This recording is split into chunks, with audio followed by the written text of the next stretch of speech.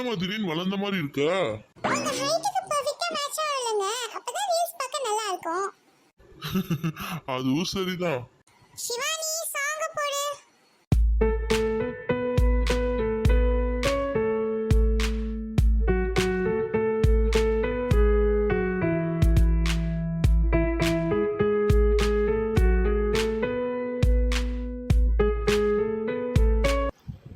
என்னமா என்ஜாய் பண்ணுதுங்க. என்னங்க நம்மளும் இந்த மாதிரி ரீல்ஸ் பண்ணலாமா? பார்க்கவே செம்மையா இருக்கு. ஐயோ சந்தியா, எனக்கு இந்த கிளைண்ட் மீட்டிங் புட்டுக்குச்சு, நான் இங்க வரேன். இதுங்க குதிரை புட்டுக்குச்சுன்னு பாடிட்டு இருக்குதுங்க. எனக்கு அதுவே ரொம்ப டென்ஷனா இருக்கு.